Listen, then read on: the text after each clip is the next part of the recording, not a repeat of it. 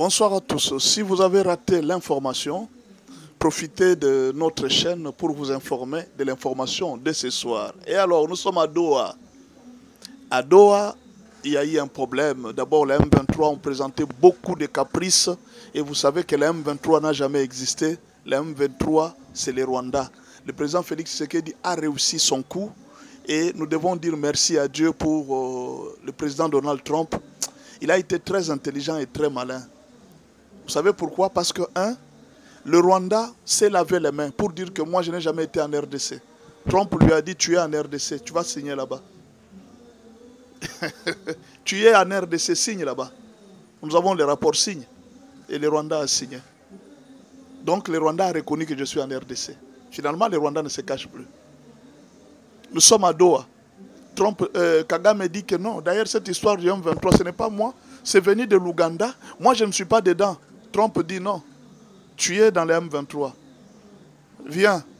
Appelle ton ministre ici. Le ministre de l'Intérieur. Vincent Biruta. Félix, envoie-moi ton ministre. Allez, venez ici. Envoie-moi les deux ministres. Venez, soyez là. Vous devez signer. Oh non, moi je ne suis pas M23. Signe là-bas. Tu n'es pas M23. Tu veux nous tromper, nous? Tu trompes les Africains, pas nous. Signe. C'est ainsi qu'on a appelé Vincent Biruta et on a appelé Chabani, le ministre de l'Intérieur. Les deux ministres de l'Intérieur sont maintenant à Doha. Ils doivent apposer leur signature. Alors le président Trump, Dieu doit beaucoup le bénir. Il doit beaucoup le bénir parce qu'il a réussi là où beaucoup de gens ne comprennent pas. Beaucoup de gens sont en train de voir ce qui se passe sur le terrain. On croit que non, voilà. Non. Pourquoi le président Trump veut signer? C'est parce que quand il va agir, il est en train de préparer à une action. Quand il va agir, que personne ne le condamne. Il cherche juste à avoir quelque chose pour dire que quand je vais agir, je ne veux personne me condamner. Vous avez suivi aux États-Unis. Aux États-Unis, on a dit que non, le président Félix ne doit pas se représenter pour la troisième fois, pour le troisième mandat. Non, non, non, non. On n'a même pas le projet de se représenter. Le président Félix n'a même pas un seul projet.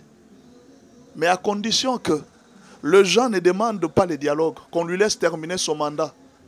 Si vous voulez le dialogue pour avoir des postes dans le gouvernement, à ce moment-là, il doit faire aussi son mandat.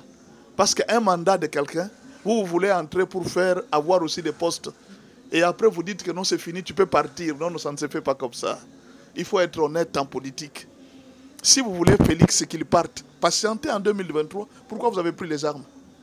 Il fallait le laisser. Il dit, bon, nous réclamons le départ de son mandat. Vous l'avez combattu. Vous avez cherché à embrouiller son mandat pour qu'il ne gère pas bien. Ok, d'accord. Et puis finalement, vous avez tenté même le coup d'État. Et puis finalement, vous venez lui dire, non, non, tu dois abandonner ton mandat. Il n'y a pas de problème. Mais alors, pourquoi vous cherchez les négociations? Pourquoi vous voulez qu'il y ait négociation? Négociation de quoi? Donc pour la paix sociale. Mais les négociations, c'est pas ça. Doha. Allez-y pour la paix sociale. Allez négocier. Parce que pour le moment, le pays n'a que deux problèmes. Le M23 et le Rwanda. Ce sont les deux problèmes que le pays a. À l'intérieur ici, l'opposition a son travail. C'est de faire les marches et les revendications. Si vous êtes de l'opposition, vous voyez que Félix ne gère pas bien. Faites des marches, faites des revendications. Pourquoi? Est-ce qu'il est dit dans la Constitution que quand le président ne gère pas bien, il faut passer par les dialogues? C'est aussi constitutionnel. Mais en fait, vous voulez que quelqu'un respecte la Constitution. Vous-même qui obligez les dialogues, vous ne respectez pas la Constitution. Quel est le moyen d'attaquer un président qui ne gère pas bien? Il y a des grèves, il y a des marches, il y a des revendications, n'est-ce pas? Il y a des boycotts même au niveau de l'Assemblée. C'est ça les activités démocratiques d'une opposition. Mais l'activité démocratique d'une opposition, ce n'est pas la négociation pour avoir un poste dans le gouvernement. Non, ça n'existe pas. L'opposition ne prend pas les armes pour contester un gouvernement.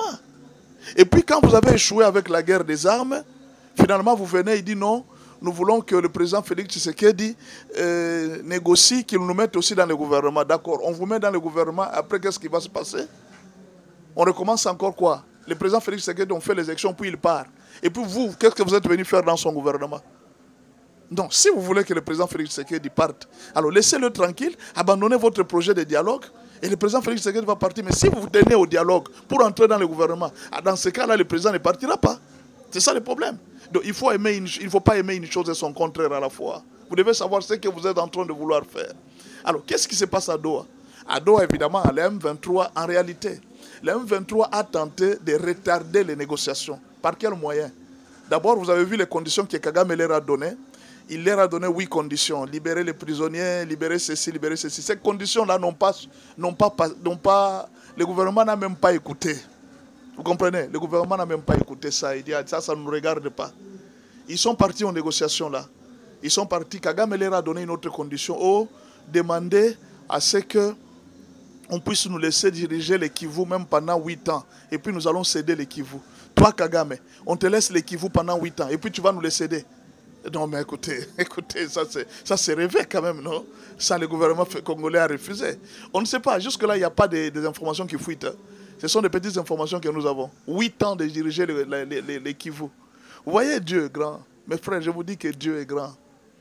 Le plan de la balkanisation a été monté même par la MONUSCO.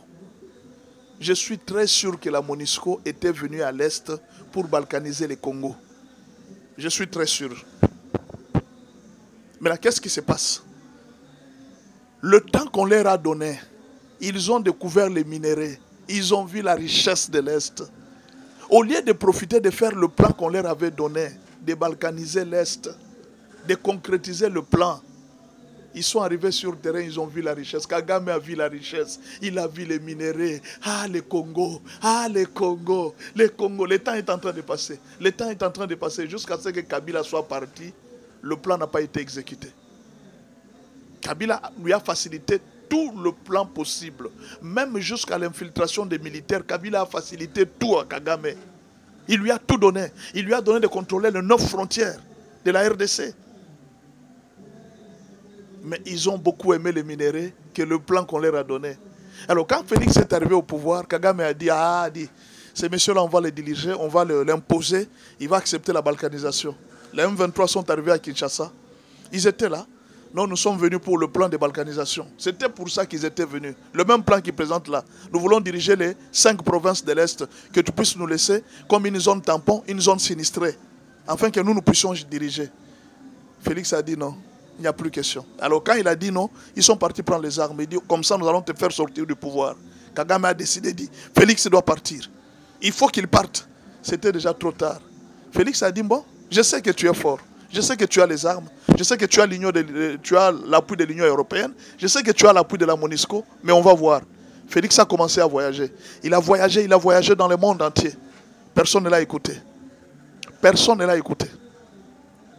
Les deals qu'il a présentés aux Américains, Félix l'a présenté à l'Union européenne. L'Union européenne a refusé pour privilégier Kagame. Aujourd'hui, l'Union européenne commence à regretter. C'est nous qui devrions prendre ces deals. Mais eux ne pouvaient pas rejeter Kagame. Ils ont voulu protéger Kagame. Et aujourd'hui, ils ont perdu ces deals. Ils commencent à regretter. Vous allez voir aujourd'hui, France RFI et France 24, ils ne sont que dans les critiques contre ces deals. Alors que le président Félix est parti proposer à l'Union européenne ces deals. Ça, ils ne peuvent pas dire. Ils ont refusé pour protéger Kagame. Emmanuel Macron a refusé les deals que Félix lui a proposés. Vous vous rappelez quand Félix avait parlé des receleurs? Il dit, au lieu d'acheter les minéraux chez nous, pourquoi vous achetez chez des voleurs? Parce que quand quelqu'un achète les minéraux d'un voleur, c'est un receleur. Vous vous rappelez? Quand Félix avait parlé dans un discours qui avait beaucoup, l'interview qu'il avait fait que l'Union européenne avait refusé, Félix était parti proposer à l'Union européenne pour leur dire, les minéraux sont là, prenez-le, donnez-nous la paix. L'Union européenne a regretté. Aujourd'hui, les gens commencent à crier, oh non, Trump a trompé. Non, écoutez, Trump n'est pas venu imposer à Félix les minéraux. C'est Félix qui est parti lui demander. Il est parti demander à l'Union européenne a refusé. Félix est parti demander à tout le monde. Félix a refusé la Russie. Pourquoi? Parce que, essayez de vous poser la question. Ce que Trump est en train de faire, et réfléchissons, soyons corrects, ce que Trump est en train de faire, imposer à Kagame, imposer à tous les parties prenantes, est-ce que Poutine allait le faire? Non. Dites-nous sincère, est-ce que Poutine allait faire ce que Trump est en train de faire? Les États-Unis, c'est une superpuissance. On ne joue pas avec les États-Unis. Ils s'imposent chez tout le monde. Trump, actuellement, est le roi du monde. On ne joue pas avec Trump. Et je vous dis la vérité, Dieu merci, parce que nous sommes dans les bons. L'accord va venir, nous aurons la paix. Les M23 vont partir. Ne vous en faites pas. Les minerais sont déjà donnés aux États-Unis.